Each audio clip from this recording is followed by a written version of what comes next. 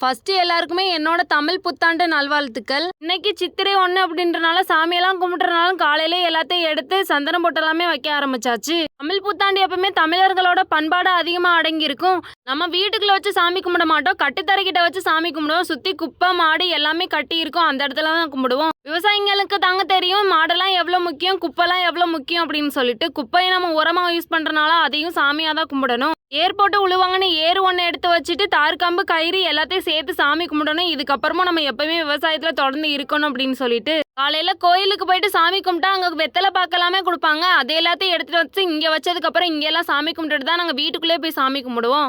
நம்ம மட்டும் தனியா கட்டி போட்டிருப்பாங்களே, என்ன குடும்பத்தோட வந்து நம்ம கிட்ட நிக்கிறாங்க. ரோசி வேற யோசிச்சுக்கிட்டே நின்னுச்சு. சாமியை நானும் கும்பிட்டுட்டு ரோசி எல்லாத்துக்குமே சந்தனம் போட்டு எல்லாத்தையும் வச்சு விட்டுட்டு குப்பை எல்லாத்தையும் அங்கனே கொட்டிட்டு சாமி கும்பிட்ட ஏறு தார்கம்பு கயிறு எல்லாத்தையும் வீட்டுக்குள்ள எடுத்து வச்சு சாமி கும்பிடுவோம். இதுதான் நம்ம வீட்டோட தமிழ் புத்தாண்டு கொண்டாட்டங்க.